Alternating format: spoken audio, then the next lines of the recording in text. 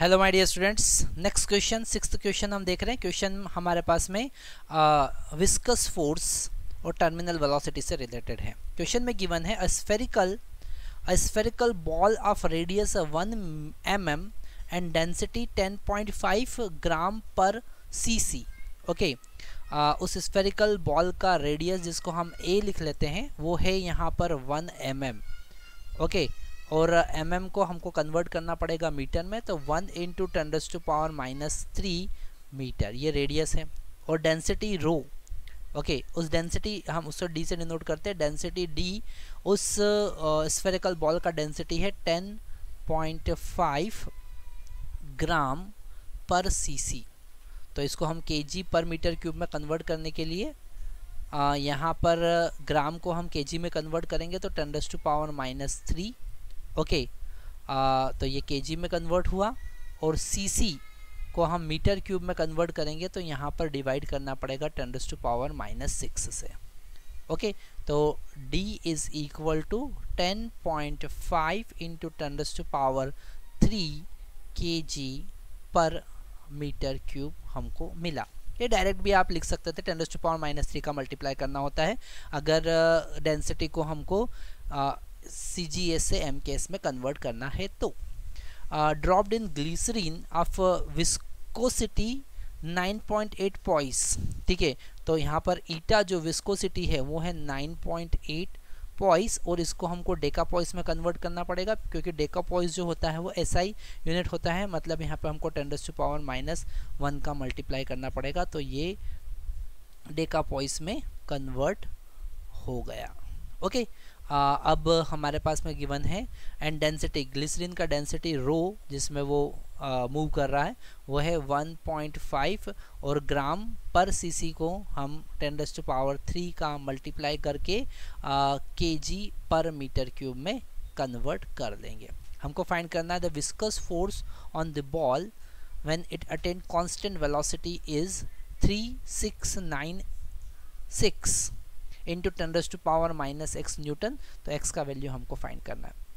अगर हम viscous force की बात करें, ड्रैग फोर्स की बात करें तो वो होता है 6 पाई ईटा a v, और यहाँ पर कांस्टेंट वेलोसिटी है तो वो टर्मिनल वेलोसिटी होगा। को vt का वैल्यू फाइंड करना पड़ेगा और vt टर्मिनल वेलोसिटी कितना होता है? Terminal velocity vt is equal to 2/9 a² into g d minus rho divided by eta. ये टर्मिनल वेलोसिटी का हमारे पास फार्मूला है। ठीक है, अगर ये फार्मूला आपको पता नहीं है तो इसके लिए आपको मेरे जो एक्सप्लेनेटरी वीडियोस हैं वो देखना पड़ेंगे, तब आपको ये समझ में आएगा कि टर्मिनल वेलोसिटी का फार्मूला कहाँ से आया। तो vt इज इक्वल टू हमको कितना मिला? हमको मिला 2/9। यहाँ पर a का वैल्यू हम पुट करेंगे 10⁻³ और इसका स्क्वायर यहाँ हो जाएगा। g का वैल्यू कहा है कि 9.8 यूज़ कीजिए तो 9.8 यूज़ कर लेते हैं। d का वैल्यू यहाँ पर 10.5, रो का वैल्यू यहाँ पर 1.5 इंटू 10⁻³ हमको 3 का मल्टीप्लाई करना पड़ेगा डिवाइडेड बाय ईटा का वैल्यू 9.8 इंटू 10⁻⁻1। ओके, 9.8 से 9.8 कैंसिल कर देंगे। vt इज इक्वल टू हमारे पास में आया 2.9 इंटू 10⁻⁻6 और ये भी यहाँ पर 9 हो जाएगा। 10.5 माइनस 1.5 इंटू 10⁻³ और ये एक -3 ऊपर जाएगा तो +1 यहाँ पर एक्स्ट्रा ऐड कर दिया हमने।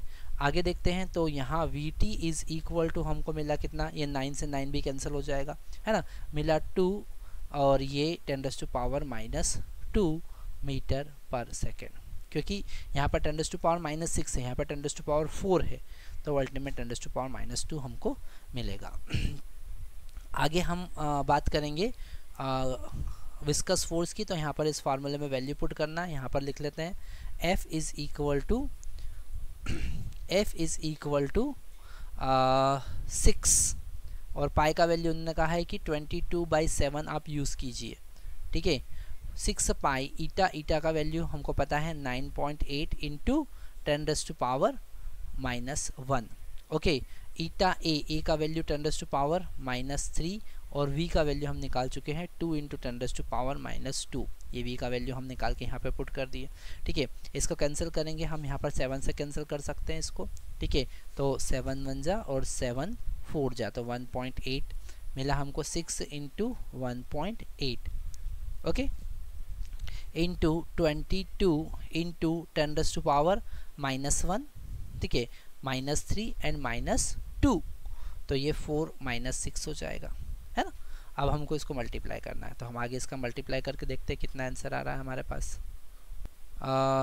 यहाँ पर हमको 6 1.4 and this 22 and this 2 also we have to multiply तो यहाँ पर हमको 2 का मल्टीप्लाई करना पड़ेगा इंटू 2 इंटू 10⁻⁻6 तो जब हम इसको सॉल्व करेंगे इनका मल्टीप्लिकेशन करेंगे तो हमको मिलेगा 369.6 इंटू 10⁻⁻6 इसको हम लिख सकते हैं 3696 इंटू 10⁻⁻7 न्यूटन ओके। जब कंपेयर करेंगे तो x का वैल्यू यहाँ पर x का वैल्यू हमको कितना आ रहा है क्योंकि यहाँ पर 10⁻⁻x x का वैल्यू हमारे पास में आ रहा है 7 तो आपको इंटर करना है 7।